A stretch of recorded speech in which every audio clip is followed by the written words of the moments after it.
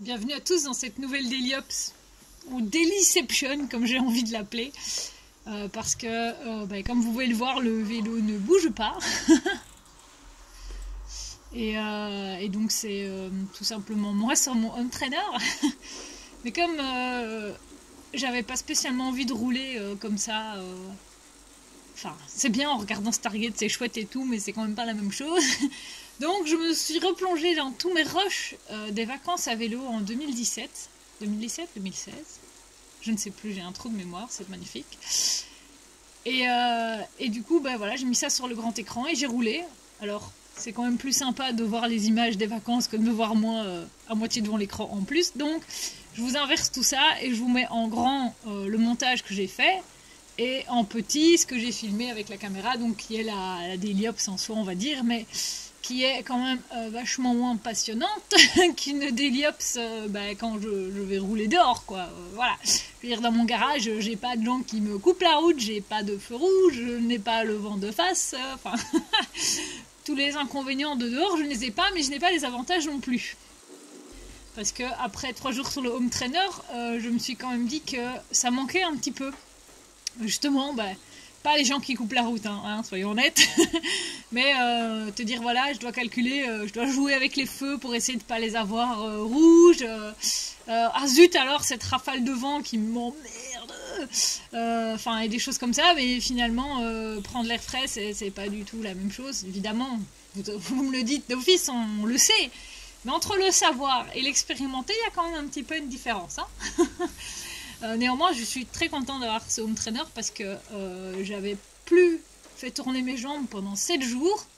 Et puis 3 jours d'affilée, j'ai fait c'est quoi, 30 et 15 km je crois, donc rien du tout finalement.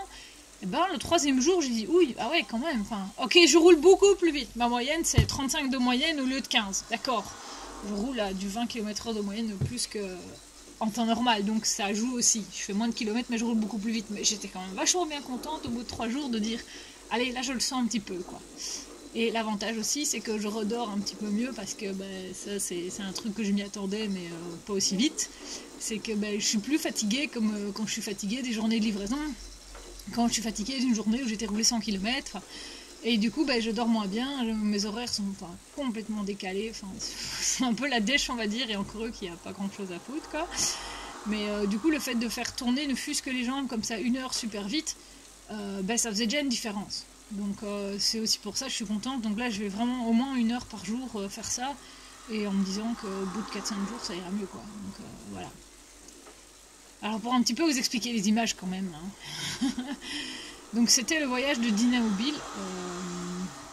C'est comme j'ai un gros doute, mais j'ai envie de dire 2016, mais c'est peut-être bien 2016. Bref, je ne sais plus, c'est pas bien.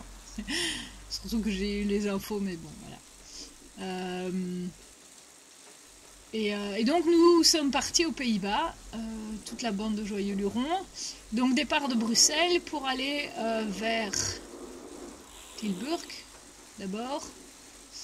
Et puis on est passé par Den Bosch, et puis on est passé par Rotterdam à un moment donné, on est allé à Delft, on est resté un jour sur place à Delft, et puis on est revenu via le plan Delta, et on a repris le train Knock. Oh là là, j'ai des trous de mémoire de ouf alors que j'ai revu les images, quoi. Donc voilà, on est rentré après en 4 trains différents à Bruxelles, parce que 150 ça se met pas dans un seul train, surtout quand... t'as réservé pour tes groupes, on t'a dit oui, vous aurez les voitures à étage, donc tu mets facile 50 vélos dans le compartiment vélo, et puis au final, comme il y a un problème ce jour-là, merci la SNCB, tu te retrouves avec 2 trains sur 3 qui sont des Desiro, et donc tu mets 4 vélos par porte, voire en poussant bien, tout le monde a fini par rentrer, mais toutes les portes étaient pleines.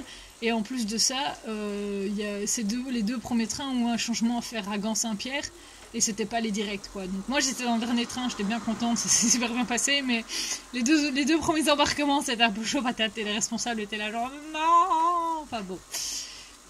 Alors histoire de vous quand même donner un peu un point de vue d'héliopseur, je sais pas comment on peut dire ça, donc comme si j'avais la caméra sur le casque, j'ai juste repris toutes les images qui sont de derrière, on va dire. Bon, qui ont l'avantage, c'est que du coup, ok, à l'époque, tout le monde avait donné son accord pour que je filme, mais au moins là, on ne reconnaît pas les gens.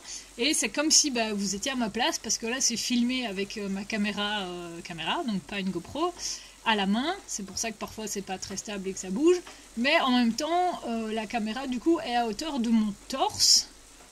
Ouais, c'est ça, plus ou moins. Alors parfois, je dévie un petit peu, je fais des angles un peu artistiques. Mais du coup, ça vous fait, allez, vous êtes à 1m20 du sol, quelque chose comme ça. Donc c'est assez intéressant, ça permet de se dire que c'est un point de vue un peu comme tout le monde il a, quoi. J'ai juste gardé par après 2-3 séquences où genre c'est comme si je tournais la tête parce que le paysage était joli à vous montrer. Et alors là par contre c'est pas super top bien filmé, mais j'ai une excuse. C'était le jour où j'ai roulé avec le vélo cargo qui était le vélo balai des enfants. Et du coup, j'ai proposé aux enfants qui étaient dans le cargo de filmer. Comme ça, on faisait la vidéo tous ensemble. Alors, il y en a qui ont accepté avec ravissement, comme la petite fille qui filme là et qui abuse un peu trop du zoom et qui connaissait pas trop la stabilité. Mais à 9 ans, on va pas lui en vouloir, n'est-ce pas? Et il y en a d'autres qui ont filmé genre 2 secondes et puis au final, non, c'est bon, ça va. Donc, c'était assez comique à faire comme expérience. Et puis finalement, ça permettait de faire passer le temps, et pour eux et pour moi, pour discuter un petit peu avec eux, leur expliquer... voilà, comment tu fais pour zoomer? Alors attention, on a le soleil dans le dos, donc tu verras pas bien l'écran. Ah, attention, t'as le petit bruit du bip qui dit que t'as commencé à enregistrer, mais est-ce que t'es sûr que t'enregistres ou est-ce que t'as pas coupé la vidéo et du coup, qu'est-ce que t'as filmé? Enfin, donc tous les petits trucs de vidéaste comme ça, et c'était assez sympa à faire. Ce que je dis, mais du coup, j'ai gardé ce qui était le plus potable, fatalement, mais voilà, là on passe sur des jointures de pont. Elle est en train de zoomer, vous êtes sûr que déjà de base, quand t'es pas en zoom, c'est parfois pas super stable, mais alors en plus en mode zoomé, et je suis contente, je regarde n'importe où, parce que ça aussi, il a fallu lui expliquer que non, tu ne tournes pas ta caméra comme tu tournes ta tête, et donc il y a quand même quelques belles séquences de ratés, mais sinon c'était très sympa, et ça m'a permis de continuer à avoir des séquences pendant les 2 jours, je pense, où j'ai roulé avec ça, parce qu'évidemment, quand tu es occupé à rouler avec ce vélo cargo, quand t'as pas d'enfant, à la limite, tu peux te dire ça va, c'est juste que c'est lourd, enfin, c'est un triporteur, c'est pas la même chose, donc t'as une main libre si tu veux, mais quand il y a les enfants et qu'il y en a 4 et qu'ils commencent un coup à regarder autour d'eux, non, ok, tu tiens tes 2 mains sur le volant, sur le guidon, et tu fais avec, quoi. Du coup, c'était sympa d'avoir ça. Et en plus, dans cette partie-là, c'est une partie que j'ai beaucoup aimée aux Pays-Bas, parce que t'es au milieu nulle part. Et alors, t'as une belle piste cyclable, la route, et tu passes au-dessus c'est pas des marécages, mais c'est polders peut-être. En fait, j'en sais absolument rien. Je me souviens plus des explications qu'on avait eues à l'époque, n'est-ce pas? Mais c'est vraiment au milieu de nulle part, quoi. C'est juste super calme, il faisait beau. C'était des belles vacances. Et c'est aussi pour ça que je voudrais retourner en vacances. J'allais dire cette année, mais on va dire que c'est un peu compromis. Surtout vu comment les Pays-Bas s'occupent de la crise actuelle, n'est-ce pas? Mais j'ai des vacances de planifier, 6 jours, 7 jours aux Pays-Bas, avec un tour qui est basé sur le tour qu'on a fait cette année-là, mais en coupant des choses, par exemple, plus arrêter à Delft, parce que là, on a visité 24 heures, c'est bon. Ne pas monter jusqu'à Rotterdam, parce que c'est un peu haut et ça n'a rien apporté de plus que ça. Et de pouvoir m'arrêter à des endroits où j'ai pas pu m'arrêter avec Dynamobile, parce que soit genre Brielle, c'était juste la pause de l'après-midi, donc ça a duré une demi-heure, mais en fait c'est un super petit village médiéval encadré d'espèces de douves, et tu peux prendre 2 heures pour le visiter, il n'y a pas de souci, quoi. Avec Dynamobile, l'avantage c'est que tu découvres des choses, l'inconvénient c'est que tu peux toujours t'arrêter, mais du coup ça te fait repartir en vacances, et ça te fait partir en voyage en solo du coup, donc c'est pas mal. Et là j'ai pas mis le début parce que c'était un peu lent à démarrer, mais c'est une sortie de bac. Alors les Hollandais, je peux vous dire, ils ont beau avoir l'habitude des vélos, quand t'as 150 bergeaux avec leur vélo chargé à fond la caisse qui arrive, on est tous rentrés, on a mis un bac et une rawette, parce qu'en fait finalement le bac devait partir parce que c'était l'heure, mais sinon en fait on rentrait tous dans un seul bac, et c'était un petit bac, hein, celui-là, c'était pas le méga bac que tu prends à Vlissingen pour rentrer en Belgique, quoi. Mais alors évidemment, comme tu dois descendre à la rivière et remonter, la remontée, quand je sais pas comment ça s'appelle, mais la planche du bac qui va toucher l'arrivée, ben, c'est une petite montée, ça monte bien, et donc tout le monde est à froid, et puis tout le monde démarre, et quand on a 150 qui démarrent en même temps, ben, c'est pas terrible, quoi. Donc ça met du temps à démarrer, et ce qui est assez drôle finalement, c'est que donc les voitures qui attendent que le bac arrive, donc elles veulent traverser dans l'autre sens, elles voient pas ce qu'il y a dedans. Et donc, quand t'as je sais vraiment pas comment ça s'appelle, mais t'as l'écoutille, je crois, j'en sais rien, qui s'abaisse, tu voyais les gens dans les bagnoles en face qui attendaient, et le gars du bus, parce que comme le bus était plus haut, il nous a vu plus tôt, enfin c'était drôle parce qu'ils ont quand même fait genre what. Et alors après par contre ils ont pas avancé parce que évidemment bah, tout le monde dit ah, je veux dans le bac t'es mis sur toute la largeur mais tu dois te rabattre sur une bande après, bah, évidemment ça monte et il faut se rabattre, bah, c'est quand même pas terrible comme manœuvre quoi. Mais genre c'était vraiment drôle, les gens en fait c'est genre what. Et le gars du bac au début il était un peu genre bon allez avancez. Et puis tu te dis, en fait il est blasé le gars. Il doit pas voir ça tous les jours, d'accord, mais c'est que des vélos pour lui quoi. Et alors évidemment le gars du bac, ce qui l'intéressait le plus aussi, était de trouver le responsable qui allait payer la traversée pour tout le monde quoi. Il perdait pas le nord, ça c'est sûr. Alors là on est passé sur l'autre caméra, donc c'est la caméra de mon copain qui est, on pourrait dire la grande sœur de la mienne, mais comme elles ont 3 ans d'écart, technologiquement la mienne est quasi aussi performante que la sienne. À une grosse différence près, c'est que la mienne c'est un petit format et donc je n'ai pas de prise jack dessus. Et donc si je veux des micros externes, je suis obligée de prendre la caméra de mon copain. Et donc c'est comme ça que je partais à Dinouille avec 2 caméras, les batteries, pas les cartes, parce que c'est 2 caméras avec disque dur, donc ça c'est bien. Sauf quand tu dis ouais ça va, j'ai 300 gigas, je peux filmer. Ouais, sauf qu'il faut les traiter les 300 gigas après. Je suis jamais rentrée avec 300 gigas, mais je suis déjà rentrée avec une centaine de gigas et ça fait des vidéos. Hein, on est content de faire des vidéos après, mais what, tu te dis que les disques durs c'est pas une super bonne idée. Au moins quand t'as une carte t'es limité quoi. Mais bon, du coup là c'était un plus petit groupe, on était une trentaine je pense, et il y avait un guide local. Je sais plus si c'est du Sorbonne ou quoi, mais qui nous faisait visiter Delft, parce que Delft c'est une petite ville, d'accord, mais évidemment c'est une ville, j'ai envie de dire typiquement aux Pays-Bas, mais elles sont pas toutes comme ça, donc la place du vélo est très importante, mais aussi c'est une ville avec canaux. Un des plus gros apports qu'ils ont fait, c'est ok, sur les grandes artères, il y a des pistes cyclables comme celle-ci. La gare, ils ont fait 2000 places vélo, je crois, enfin je sais plus, mais c'est beaucoup. Mais dans les petites rues, finalement, c'est tout ce qui est fait pour éviter les coupures, les rat running. Et donc, il n'y a pas forcément des pistes cyclables, mais tu as une limitation de vitesse qui est diminuée, qui est respectée, faite respecter. Et du coup, c'est comme ça que ta ville, elle est apaisée. Tu n'as pas forcément besoin de pistes cyclables partout, mais voilà. Donc, la personne nous expliquait tout ça. Parce qu'à Delft, il y a aussi une super grosse université, donc ils ont une grosse proportion de la population qui est des étudiants.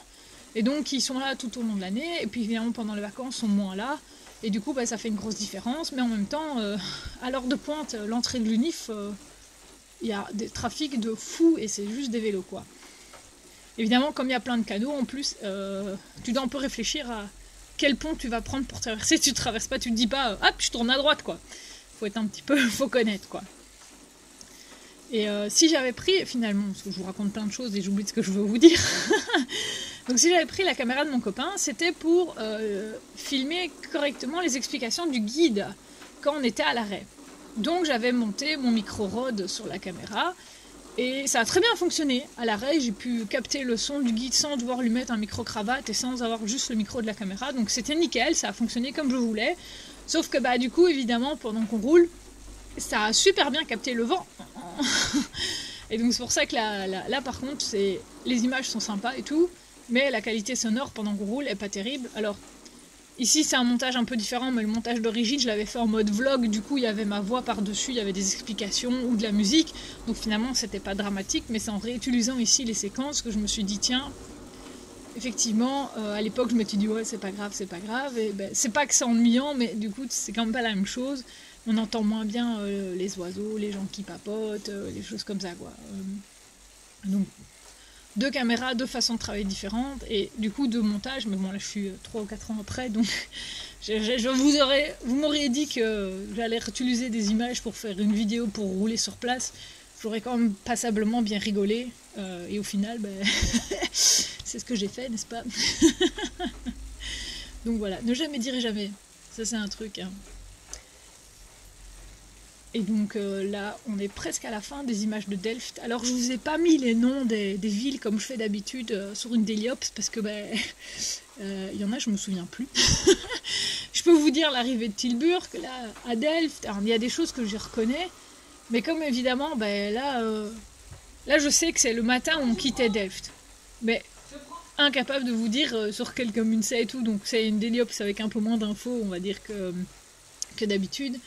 Mais voilà, vous m'excuserez, c'est un format particulier. Et alors ça, par contre, c'est un de mes moments préférés.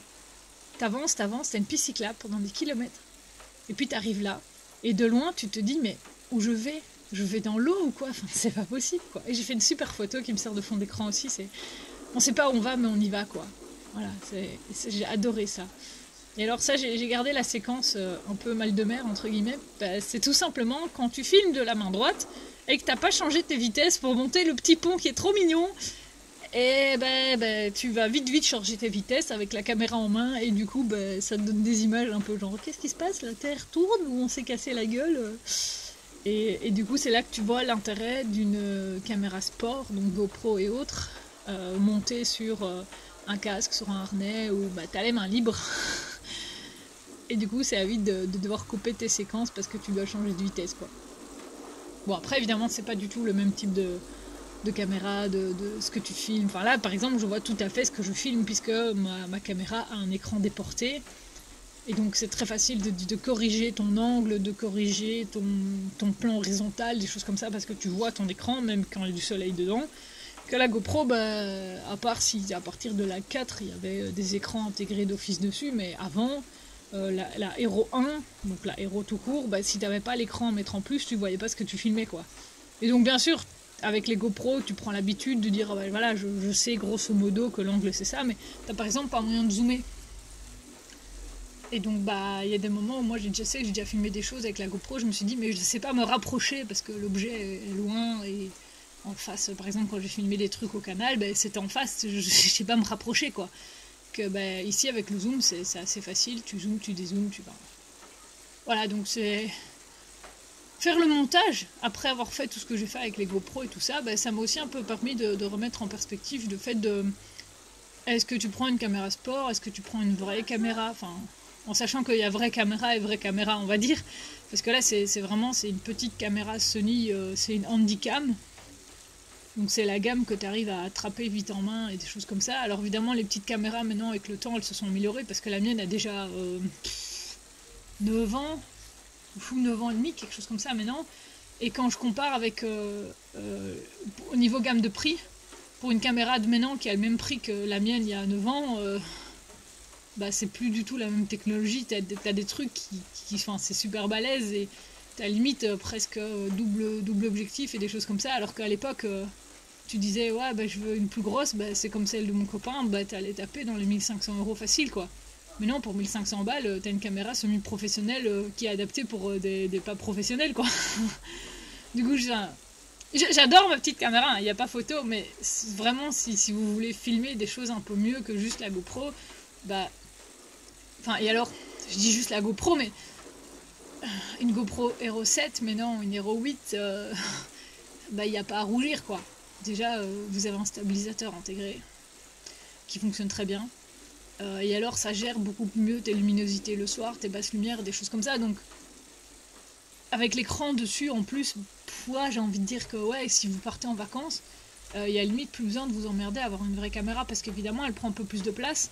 Niveau autonomie, par contre, là je suis assez bien, j'ai 130 minutes il me semble par batterie, mais j'ai racheté des batteries un peu plus grosses que la batterie d'origine. Et alors évidemment, quand tu as un disque dur à l'intérieur, les cartes mémoire, tu t'en fous, quoi. Donc c'est différent, on va dire. Je suis toujours très content d'avoir une petite caméra, mais voilà, ça reste encombrant en main. Et alors il y a des choses que tu pourras jamais faire.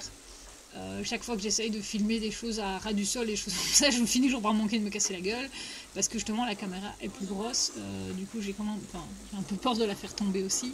Que voilà, ma GoPro montée sur le stabilisateur, maintenant aucun souci pour rouler d'une main et hop, faire des frôlements de sol, des vues de roue et des machins comme ça, quoi. Donc voilà, là je suis partie complètement, j'allais dire en sucette, mais c'est même pas en sucette, voilà, je me laisse emporter par les sujets de discussion. Et qu'est-ce que je peux vous dire d'autre sur le voyage de cette année-là qui est là en vidéo? Il a fait beau, comme vous avez pu le voir. Enfin, toutes les images quasiment sont sous le soleil. Mais il faisait pas aussi chaud que ce qu'on avait eu au Mont-Saint-Michel l'année d'avant, je sais plus. Mais non, à part la journée, évidemment, le seul jour off, on reste sur place 24 heures, c'est à Delft, il a plu, on a dû sortir tous les kawés. Cherchez pas l'erreur, c'est un peu comme maintenant, il a fait dégueulasse toute l'année, puis maintenant qu'on est enfermé à l'intérieur, il fait beau. Enfin, il y a des petits messages subliminaux comme ça que tu te dis, voilà, on l'a entendu, c'est bon, ouais. Mais bon, un jour de mauvais temps sur 10 jours de vacances, je pense que ça va, c'est encore tolérable. Et c'est la même chose qu'on a eu quand on a fait le voyage en Angleterre finalement. C'est qu'il a fait beau les 3 premiers jours. Le 4e jour, qui était le plus difficile avec le plus de dénivelé et des choses comme ça, il a fait dégueulasse. Donc dénivelé plus la pluie, c'était un peu chiant. Mais après, il a fait super beau le temps de rentrer en Belgique et tout. Donc moi, c'est ce que je me dis, c'est un jour dégueulasse sur 10 jours de vacances, enfin, ça je peux accepter quoi. Mais tu te dis quand même, je me trimballe mon pantalon kawé, mon kawé, des trucs en plus, je vérifie que toutes les fontes sont toujours bien fermées le matin, ce soit étanche, et finalement t'es là genre, ça sert à rien quoi, un petit peu quand même. Et alors par contre, donc là on est sur le plan Delta, donc alors... J'ai pas retenu toutes les explications que le participant avait fait à l'époque parce qu'on avait une conférence là-dessus. Mais donc en gros c'est le méga gros ouvrage qui est à la mer du Nord que les Hollandais ont construit et qui permet de... Je ne sais plus si c'est aider à réguler les marées ou à faire du courant ou... Enfin, bref, si tu vas par là-bas et que tu reviens en Belgique, t'as une seule route, c'est celle-là. Et donc c'est très sympa parce que t'as une méga piste avec pas un accès de service mais un petit peu quand même à côté de l'autoroute, donc c'est une belle piste aux Pays-Bas, on adore. Mais du coup si t'as le vent de face, t'as le vent de face, hein. T'as absolument rien pour te protéger. Donc cette fois-là on avait le vent un peu de face, pas trop fort, mais moi comme je pétais la forme, je vous ai fait une vidéo I Believe I Can Fly quoi, pour vous dire quoi. Et avec ça c'est les dernières images, c'est le retour en Belgique, juste après le ferry, donc on prend le ferry à Flessingue et je sais plus où est-ce qu'on descend. Mais donc voilà, j'ai plus d'autres images. Donc voilà, j'espère que cette déliception vous a un petit peu plu et à bientôt pour la prochaine.